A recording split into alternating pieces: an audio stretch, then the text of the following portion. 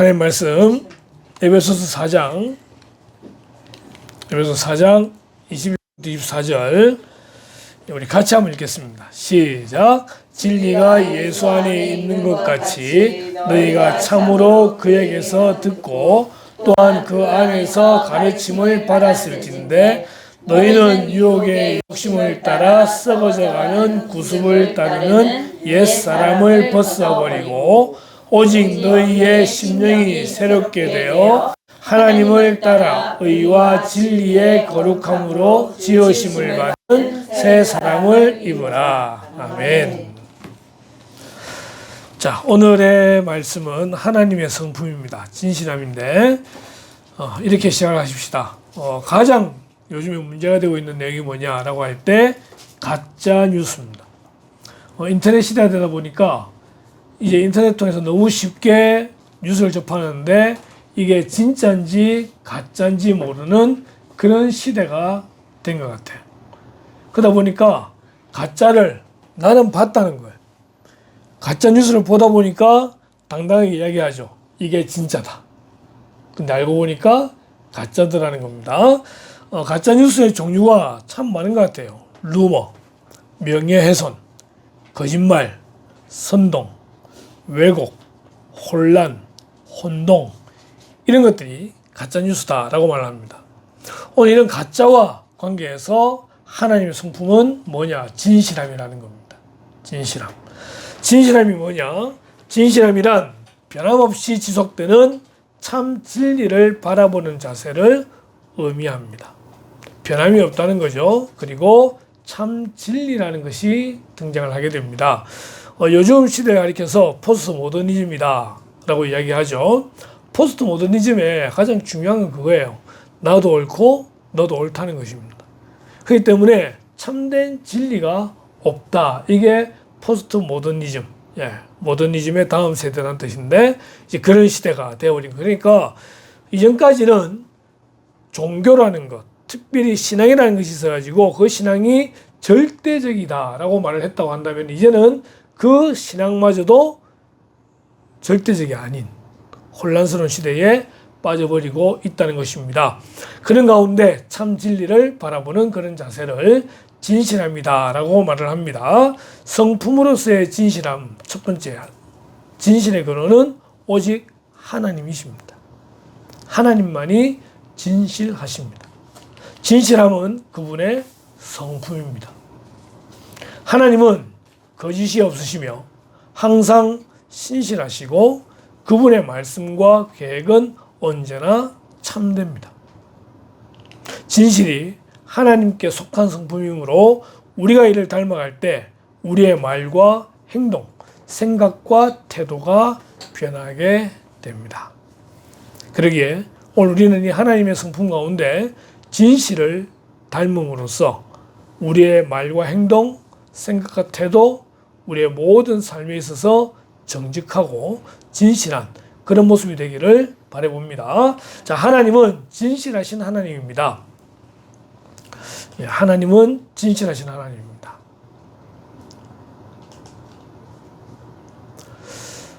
시편 117편 2절 같이 한번 읽어보겠습니다. 시작. 우리에게 행하신 여호와의 인자하심이 크시고 여호와의 진실하심이 영원함이로다. 할렐루야. 여호와의 인자하심이 크시고 여호와의 진실하심이 영원합니다 라고 말합니다. 하나님은 인자하신 하나님입니다. 우리는 이것을 헬라어로 헤세드라고 말하는데 인자하심이 큽니다. 그리고 여호와는 진실하신 분이십니다. 인자하시고 진실하신 하나님이라고 시편 저자는 말을 합니다. 그럼 진실이 뭐냐? 진실하다는 것이 뭐냐라는 것을 세 가지로 이야기할 때 첫 번째로 거짓 없는 것을 진실하다고 말을 합니다. 하나님은 사람이 아니시니 거짓말을 하지 않으시고 하나님은 거짓말을 하시는 분이 아니세요. 하나님은 있는 그대로 말씀하신 그 자체가 진실입니다. 사무엘상 15장 29절에 보니까요. 이스라엘의 지존자는 거짓이나 변개함이 없다라고 말합니다. 그는 사람이 아니시므로 결코 변개하지 않으심이니이다 라고 되어 있어요. 하나님은 거짓도 없고 변개함도 없습니다. 자, 그런데 성경에 보니까 변개한 것처럼 보이는 본문이 있더라는 것입니다. 예를 든다면은 하나님께서 요나를 통해서 니느웨를 멸하신다는 것을 공포하라 그랬습니다. 40일 후에 망한다. 요나 보고 도와다니면서 회개하라고 말하고 했는데 니느웨 사람이 회개한 거예요. 하나님께서 마음을 돌이키시죠. 이것이 변개냐 아니라는 거예요. 사람이 알아듣기 쉽도록 설명하는 것이지 하나님의 마음과 하나님의 소원은 그 사람들이 회개하고 변화되는 것, 구원받는 것, 이것이 하나님의 마음이라는 것이죠. 하나님은 그 정하신 것 자체가 진실하시기 때문에 거짓이 없으시기 때문에 변개하는 분이 아니시다라는 것입니다. 그래서 진실하다는 말은 뭐냐? 거짓이 없다는 것입니다. 두 번째로 진실하다는 말은 다른 말로 신실하다는 말과 연결시킬 수 있습니다. 신명기 7장 9절에 그런즉 너는 알라 오직 내 하나님 여호와는 하나님이시요 신실하신 하나님이시라. 신실하신 하나님이시라. 신실하다는 뜻이 뭐냐? 밑에 노란색으로 되어 있기를 언약을 이행하신다는 거예요. 어떻게 해요? 그를 사랑하고 그의 계명을 지키는 자에게는 천대까지 언약을 이행하신다. 보통 한 세대는요 30년을 보게 됩니다. 그럼 천대면은 3000년이에요. 그러면 3000년 동안만 언약을 이행하시느냐? 이 말은 그런 말이 아니라 영원토록 언약을 지키신다는 거예요. 왜요? 하나님은 영원한 분이시기 때문에. 하나님의 속성 가운데 공유적 속성, 지금 말하고 있는 성품들은 전부 다 공유적 속성들이에요. 우리 사람에게도 있는 것들이에요. 지혜라든지 올만한 진실이라든지 사랑이나 이런 건 전부 다 공유적인 거예요. 그러나 하나님께만 있고 사람에게는 없는 성품이 있는데 그것이 영원성이에요. 하나님은 과거, 현재, 미래 구분 없이 항상 동일하시고 영원에 존재하시는 그런 하나님이시라는 거죠. 그 영원하신 하나님이시기 때문에 약속을 이행하시는데 영원토록 이행하신다는 겁니다. 하루는 베드로가 예수님께 묻죠. 내가 누군가를 용서할 때에 몇 번까지 용서하면 되겠습니까? 7번 용서하면 되겠습니까? 라고 말을 하니까 예수님께서 70번씩 7번. 7번씩 70번이라도. 그러면은 490번만 용서하고 말하는 이야기입니까? 아니에요. 영원토록. 우리 생명 다할 때까지. 하나님은 우리의 삶 가운데에 개입하셔서 하나님을 사랑하고 그 계명을 지키는 자들에게는 영원토록 은혜를 주신다라는 것입니다. 그것이 신실하다는 말이에요. 신실하다. 그런데 신실하다는 말을 또 다른 말로 하게 되면은 미쁘다라는 말을 사용하게 됩니다. 고린도서 10장 13절에 사람이 감당할 시험 밖에는 너희가 당한 것이 없나니 오직 하나님은 미쁘사. 미쁘다는 말은 하나님이 하신 약속은 반드시 지키는 분이다 라는 뜻입니다. 신실하다는 말과 거의 동일한 말이에요. 오직 하나님은 미쁘사 너희가 감당하지 못할 시험 당함을 허락하지 아니하시고 시험 당할 쯤에 또한 피할 길을 내사 너희를 능히 감당하게 하시느니라. 하나님은 언약의 하나님이시고 신실하신 하나님이시고 미쁘신 분이시기 때문에 우리가 그 시험에 넘어져서 헤매는 걸 원하지 않으신다는 거예요. 그래서 우리에게 피할 길을 주시고 너희 감당하게 하시더라. 누가? 미쁘신 하나님. 요한일서 1장 9절 만일 우리가 우리 죄를 자백하면 그는 미쁘시고 의로우사 우리 죄를 사하시며 우리를 모든 불의에서 깨끗하게 하실 것이요. 하나님은 미쁘신 분이기 때문에 우리가 우리 죄를 자백하면은 용서해 주시는 분이시라는 거예요. 그렇게 약속하셨다는 거예요. 그 약속을 지키신다는 거예요. 그래서 하나님은 진실하시다 라고 말할 때 두 번째로 신실하다, 미쁘시다 라고 말하는 것입니다. 세 번째로 진실하다는 말은요, 하나님은 참되시다는 것입니다. 로마서 3장 5절에 그럴 수 없느니라 사람은 다 거짓되되 오직 하나님은 참되시다 할지어다. 참이라는 말이 어디서 사용됩니까? 기름이 하도 가짜가 많으니까 무슨 기름이 나와요? 참기름이 나와요. 네, 참기름이 나와요. 워낙 가짜신이 많으니까 참신이 나오는 거죠. 그 참신을 대결로서 선포한 사람이 있죠? 엘리야 그렇지 않습니까? 850명의 바알의 선지자, 아세라 선지자와 대결해서 어느 신이 참신인가 대결하자는 거예요. 결국 불로서 응답하신 하나님의 모습을 선포하면서 하나님만이 참된 하나님이시다. 그 이름이 엘리야라는 뜻이에요. 엘리야. 하나님은 참되신 분이십니다. 그러기에 하나님이 진실하시다 라고 할 때 그 진실은 거짓이 없고 신실하시고 참되신 하나님을 말하는 거라는 거죠. 그렇게 하나님은 참되십니다. 그런데 제2위이신 예수님도 진리가 되시더라는 것이죠. 요한복음 14장 6절 같이 읽습니다. 시작. 예수께서 이르시되 내가 곧 길이요 진리요 생명이니 나로 말미암지 않고는 아버지께로 올 자가 없느니라. 아멘. 내가 곧 길이요 진리요 생명이라는 겁니다. 하나님께 가는 길이 있는데 그 유일한 길이 누구다? 예수 그리스도다. 세상에 온갖 가짜가 많이 있지만 참된 진리가 있는데 그분이 바로 예수 그리스도다. 아담과 하와 이후에 죄가 이 땅에 들어오게 되었고 죽음이 들어오게 되었는데 그 죽음 가운데 우리를 살릴 수 있는 유일한 생명이 누구시냐? 예수 그리스도라는 것입니다. 나로 말미암지 않고는 아버지께로 올 자가 없느니라. 온전히 예수님만이 참된 진리가 되신다라고 말씀하십니다. 그리고서 말씀하실 때마다 진실로 진실로라는 말씀이 들어갑니다. 내가 진실로 진실로 너희에게 이르노니, 이 말이 요한복음에서만 무려 25회나 등장을 한다고 합니다. 예수님은 말씀하실 때마다 진실로 말씀하셨고 진리를 말씀하시게 됩니다. 이 진실로 진실로라는 것을 헬라어로 하게 되면은 이런 글자 나옵니다. 아멘, 아멘. 우리가 말씀을 들을 때라든지 기도할 때든지 아멘을 하잖아요. 그 뜻이 무엇입니까? 나도 진실로 그렇게 되기를 원합니다 라는 뜻이에요. 그렇기 때문에 강당에서 목사가 설교하면서 아멘 하라고 외치라고 말하는 것은 잘못된 겁니다. 그렇게 외칠 필요가 없어요. 아멘 소리 꼭 해야 됩니까? 그렇지도 않아요. 마음에 진정 감동이 있고 그 말씀이 그대로 되기를 원한다면은 아멘이라고 외치면 되는 거예요.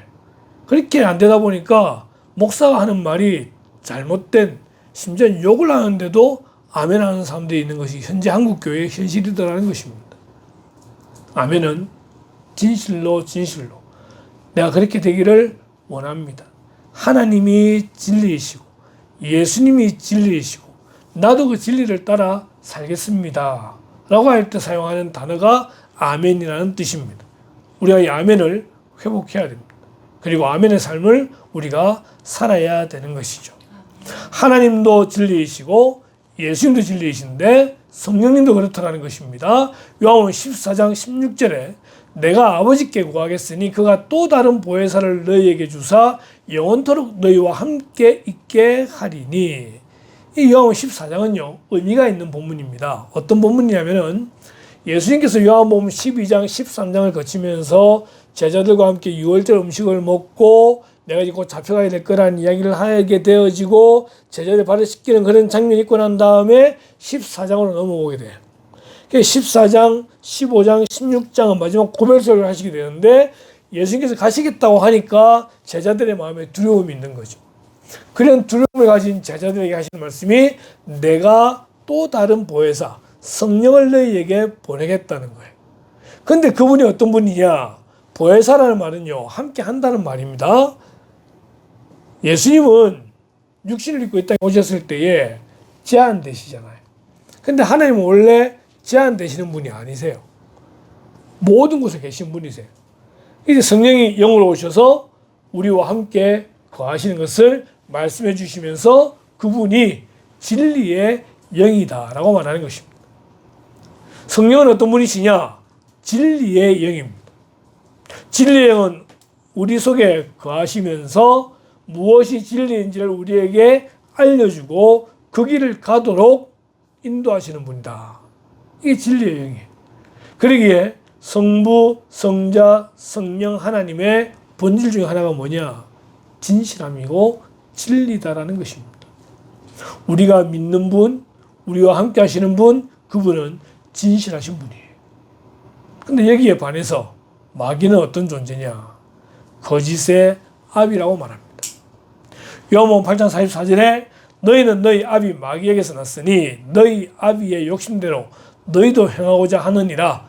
그는 처음부터 살인한 자요 진리가 그 속에 없으므로 진리에 서지 못하고 거짓을 말할 때마다 제 것으로 말하나니 이는 그가 거짓말쟁이요 거짓의 아비가 되었습니다.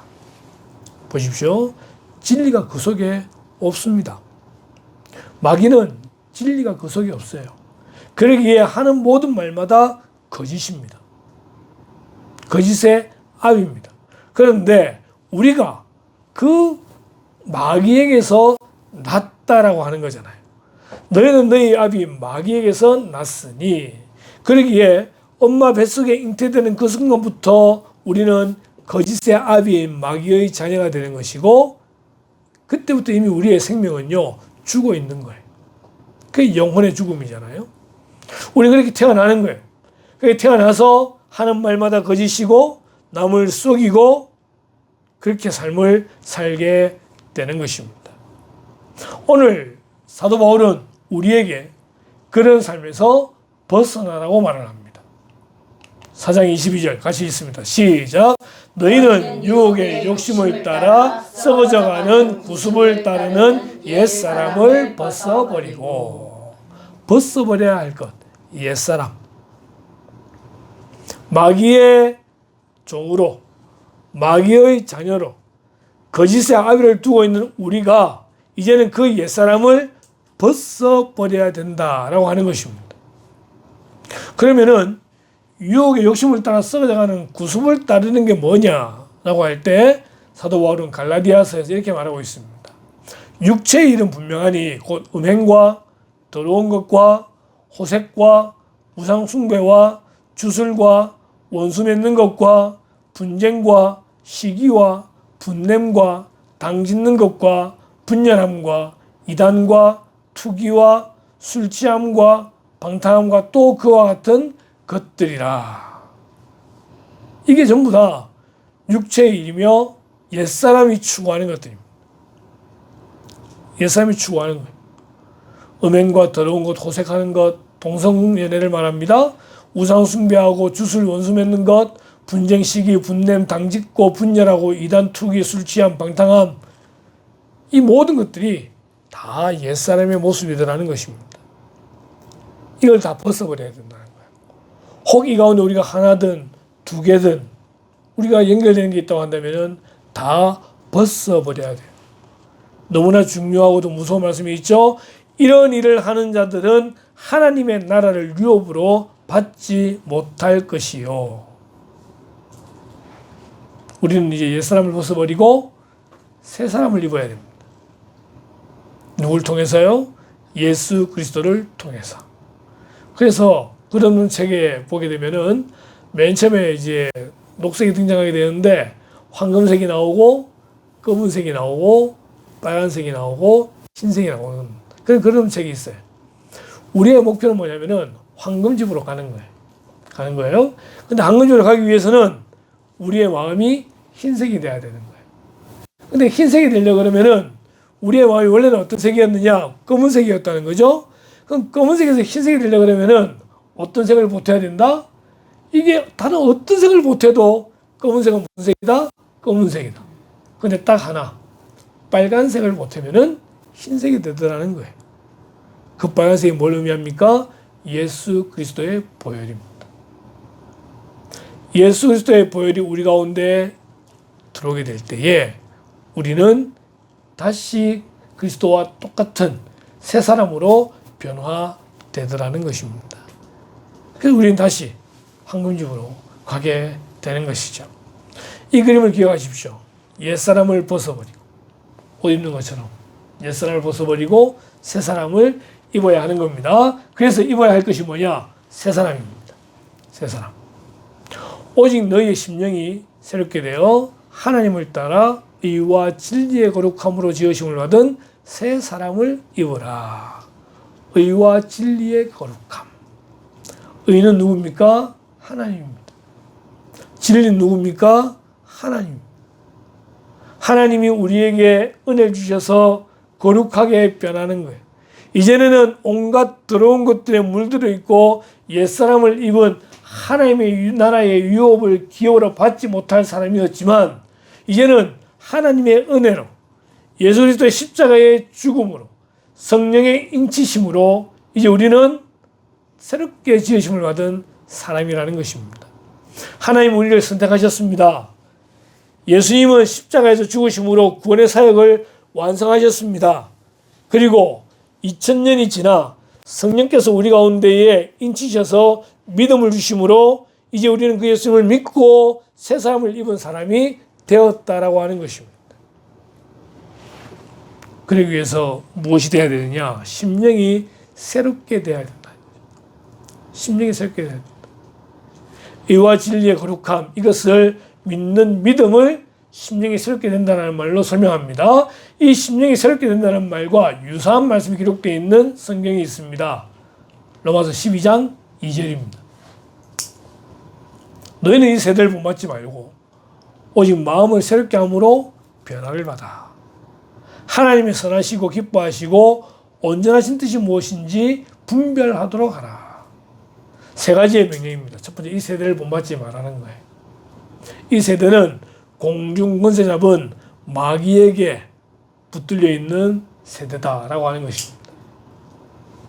요즘 한참 유행하는 것 중에 K-팝 데몬 헌터스라는 게 캐대헌이라는 것이 있습니다. 넷플릭스에서 나오는데 3억 뷰를 넘었습니다. 이전까지는 그 레드 뭔가 있어가지고 2억 6천 정도 됐던 영상이 있었는데 이 영상이 2억 6천 됐던 이유는 이제 코로나 때문에 다들 집에서 할 게 없다 보니까 TV를 보다 보니까 넷플릭스를 보게 되고 그렇게 된 거예요. 근데 캐대헌이라는 이 영화는요, 애니메이션은요, 이런 코로나 시국도 아닌데 전 세계로 3억 뷰를 넘기게 되었다는 것입니다. 전 세계가 열광합니다. 근데 핵심에 들어가 보게 되면요, 그 캐대헌의 중심에 무엇이 있습니까? 우리 대한민국에 무속이 들어가 있습니다. 대한민국에 샤머니즘이 들어가 있습니다. 귀신이 등장하고 도깨비가 등장하고 저승사자가 등장하고 그것을 무당의 신물로 퇴치한다는 그런 무속신앙이 들어가 있다 보니까 동양의 그런 무속의 전 세계가 열광하고 있는 거예요. 그것은 이 세대의 문화입니다. 근데 이런 세대를 본받지 마라. 우리가 정확하게 무엇이 문제인지를 알고 있어야 되는 거예요. 알고 있어야 되는 거예요. 아무리 노래가 좋아서 글로벌 노래 차트에 1등이 된다 하더라도 물론 그 노래에 무슨 문제가 있겠습니까만은 그 노래를 불렀던 사람은 신영균 씨의 외손녀더라고요. 네. 그런 영화가 또 이제 어떻게 다시 재입현되어야 될지 알 수 없지만 거기에 마음을 뺏기는 마귀는 항상 문화들을 통해 우리의 마음을 뺏듭니다. 자, 이거는 그냥 했던 말이고 중요한 건 두 번째, 오직 마음을 새롭게 함으로 변화를 받아라는 것입니다. 먼저 우리가 변화받아야 될 존재라는 것을 인정해야 됩니다. 그리고 예수님을 통하여 변화를 받아야 됩니다. 세 번째는 하나님의 선하시고 기뻐하시고 온전한 뜻이 무엇인지를 분별하는 거예요. 이 세대는 참 분별하기가 어렵습니다. 워낙 가짜가 많아서 무엇이 진짜인지를 알 수 없는 시대에 살아가고 있는데 그런 가운데 하나님의 말씀을 통하여 하나님의 뜻을 찾고 그 말씀대로 순종하며 살아가는 것을 요구하고 있습니다. 이런 세 가지를 가르쳐서 사도 바울은 그것을 뭐라 그러느냐? 영적 예배라고 이야기합니다. 1절에 보니 그러므로 형제들아 내가 하나님의 모든 자비하심으로 너희를 권하노니 너희 몸을 하나님이 기뻐하시는 거룩한 산제물로 드리라. 이는 내가 드릴 영적 예배니라 라고 하면서 세 가지를 설명하고 있더라는 것입니다. 여러분, 우리가 예배 시작 전에 기도하기 전에 뭐랍니까? 하나님은 영이시니 예배하는 자가 영과 진리로 예배할지니라. 영은 성령을 의미합니다. 진리는 하나님의 말씀을 의미합니다. 예배라는 것은 단지 이 자리에 와서 1시간 동안 있으며 찬송하고 기도하고 말씀 듣고 하고 돌아가는 그것만이 아니라 우리 전 삶에 있어서 이 세대를 본받지 않고 항상 마음을 새롭게 함으로 변화를 받고 하나님의 뜻을 찾고 순종하는 그것이 진정한 예배다라고 하는 것입니다. 이것이 영과 진리로 드리는 예배라는 것이죠. 우리는 진실하신 하나님을 이제 본받는 삶을 살아야 합니다. 그래서 사도 바울은 4장 25절부터 설명하죠. 그런즉 거짓을 버리고 각각 그 이웃과 더불어 참된 것을 말하라. 이는 우리가 서로 지체가 됨이라. 진실함이 우리의 공동체를 살리게 됩니다. 공동체 안에 누군가 거짓을 말하게 되면요, 그때부터 공동체는 무너집니다. 서로 의심하기 시작하게 되고요, 마음의 벽을 세우게 됩니다. 그럼 이미 공동체는 끝이에요. 공동체일수록 진실하고 진리가 있을 때 그 공동체가 세워지게 되는 거잖아요. 그렇기 때문에 거짓을 버려야 됩니다. 왜 거짓을 말합니까? 나에게 유익하도록 하기 위해서. 나에게 뭔가 유익하도록 하기 위해서 때로는 거짓을 말하는 경우가 있습니다. 교회 안에서도 마찬가지입니다. 이것을 버리라고 말합니다. 이것을 버리고 각각 그 이웃과 더불어 참된 것을 말하라. 두 번째는 분을 내어도 죄를 짓지 말며 해가 지도록 분을 품지 마라 라고 말합니다. 진실하신 하나님을 믿는다고 할 때에 우리는 이 날에 모든 문제를 해결하고 다음 새날을 맞이해야 되는 것입니다. 분을 낼 수 있습니다. 화가 날 수 있습니다. 근데 그 화를 마음속에 가지고 있으면 어떻게 됩니까? 이 화가 더 커져 버립니다. 결국 그 화가 커지게 되면은 마음으로 사람을 죽이게 되는 거예요. 제가 경옥으로 있을 때 좀 말씀드렸죠? 학교 안에 칼로 누군가를 찌른 일이 다른 학교에 일어났습니다. 수업 중에 소문이 돌았어요. 어느 학교에서 수업 중에 한 애가 칼로 찔러 죽였다. 근데 그 찔러 죽인 애가 왜 찔러 죽였냐고 할 때 보니까, 예를 들어 찔러 죽임을 당한 애가 A고 찌른 애가 B라고 칩시다. B가 학교 폭력을 당한 거예요. A한테 폭력을 당해가지고 학교 올 때마다 괴롭힘을 당하는 거예요. 그래서 이 B가 학교를 안 나왔대요. 한 20일 동안 안 나왔는데, 안 나오면서 뭘 했느냐, 친구라고 하는 영화를 본 거예요. 그거를 CD로 굽어가지고 몇십 번을 봤답니다. 그러면서 거기에 자기 자신과 오버랩이 되어가지고 학교에 딱 오게 되었는데, 칼을 가지고 와서 그 아이를 막 친구를 찔러 죽였다는 거죠. 보물로 인해가지고 그 자기 속에 있던 미워하는 마음이 점점 커지는 가운데에 결국은 살인으로 연결되게 되더라는 것입니다. 가인이 아벨을 죽인 이유도 분을 내는 겁니다. 제사를 드리는 과정 가운데 자기가 잘못된 건 인정이 안 되고 괜히 미워하게 되는 마음을 가지고 있다 보니까 이 마음이 결국은 아벨을 죽이게 되지 않습니까? 우리는 하나님 앞에 진실해야 됩니다. 나에게 어떤 문제가 있는지를 알고 그 문제를 하나님 앞에서 해결하고 노력을 해야지, 그것을 분노로 돌려서 다른 사람을 향하게 될 때에 결국 그것이 살인까지 가게 되더라는 것입니다. 해가 지도록 분을 품지 말라는 거예요. 우리는 이 진실하신 부분이 최소한 세 군데 있어서, 첫 번째는 하나님 앞에 우리가 진실해야 됩니다. 하나님 앞에 진실해야 돼요. 두 번째로 나 자신에게 진실해야 됩니다. 자기 자신을 속이면 안 되는 거예요. 세 번째로는 타인을 향해서도 진실해야 됩니다. 이렇게 하면서 27절 이렇게 말합니다. 마귀에게 틈을 주지 말라. 틈을 주지 말라. 이제부터 부정적인 거죠. 거짓을 버리고 분을 품지 말고 마귀에 틈을 주지 말고. 이 마귀는 얼마나 틈을 잘 노립니까? 예, 틈새 라면 같이 파고 들어가지고 그냥 사람을 죽이는. 긍정적으로 해야 할 것이 있습니다. 선한 일을 하라고 말합니다. 도둑질하는 자는 다시 도둑질하지 말고 돌이켜 가난한 자에게 구제할 수 있도록 자기 손으로 수고하여 선한 일을 하라. 그래서 예수 믿는 사람 중에 선한 일을 하는 사람들이 많아요. 왜? 하나님의 명령이기 때문에. 그리고 또 뭘 하라 말합니까? 선한 말을 하라고 말합니다.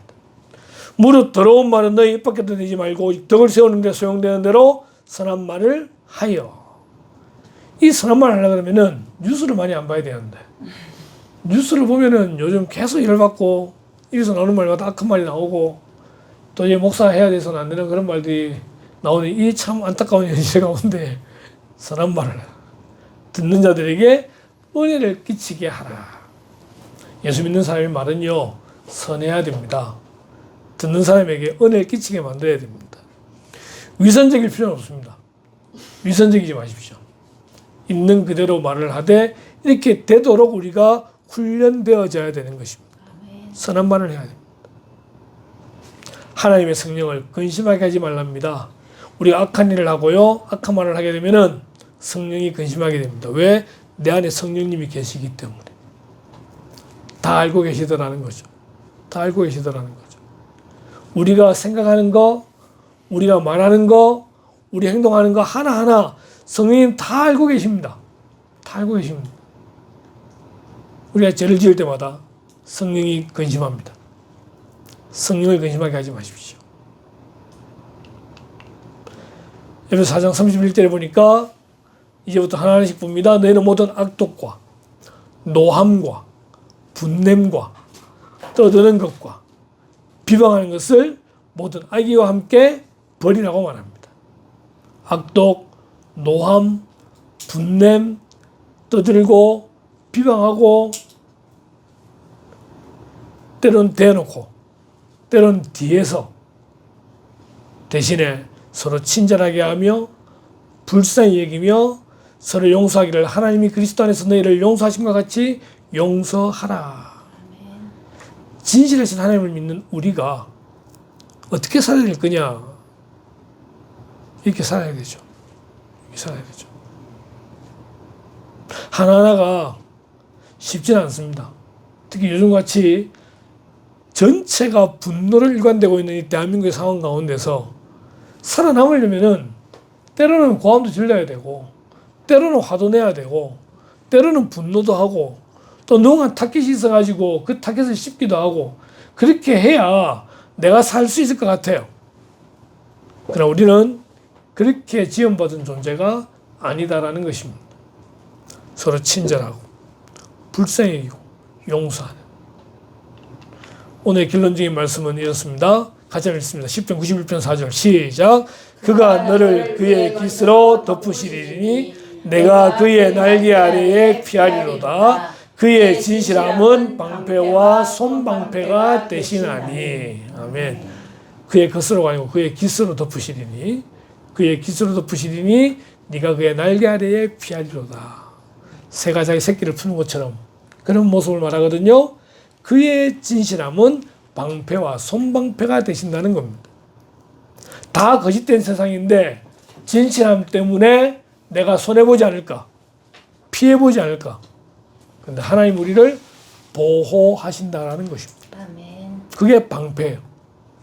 새가 그 깃으로 그 날개로 우리를 덮어서 모든 바람, 모든 안 좋은 것들로부터 지켜내듯이 우리가 진실하다 할지라도 하나님이 방패가 되시는데 그 다음 구절이 기가 막힙니다.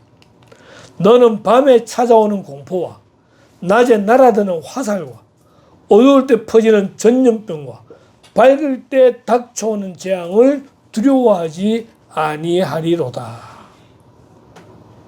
이게 진실한 자에게 하나님이 주시는 보호하심입니다. 세상 모두가 거짓되다 하더라도 우리는 진실하신 하나님을 닮아서 진실을 이야기하고 참된 삶을 살아가는 그런 성도가 되어야 되고 하나님의 신실하심을 본받아서 우리도 신실하게 이웃들을 대하는 그런 성도, 그런 공동체가 되어야 할 것입니다. 누가 책임지십니까? 하나님께서 책임지시고 하나님께서 보호해 주십니다. 그런 진실하심이 함께하는 저와 여러분 되기를 주님의 이름으로 축원합니다. 아멘. 기도하겠습니다. 진실하신 성부, 성자, 성령 하나님을 우리가 대합니다. 또한 그분의 진실하신 같이 우리도 진실하기를 요구하고 계신데 원래 거짓의 자식으로서 온갖 거짓말하는 그런 저희들이지만 이제는 그리스도로 말미암아 변화되어져서 새 사람을 입은 자로 이제는 온전히 진실하게 사는 자들 될 수 있도록 인도하시기를 간절히 소원합니다. 거짓을 말하는 것이 아니라 참된 것을 말하는 자들 되기를 원합니다. 분노, 또한 다른 사람을 미워하는 시기와 질투, 또한 욕하는 그런 모습이 아니라 온전히 선으로 대하며 선한 말을 하며 선하게 그들을 이끌어가는 그런 자들 될 수 있도록 인도하시기를 원합니다.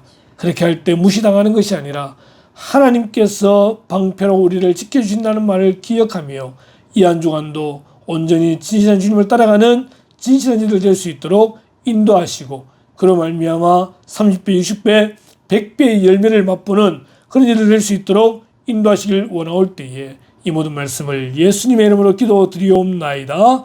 아멘.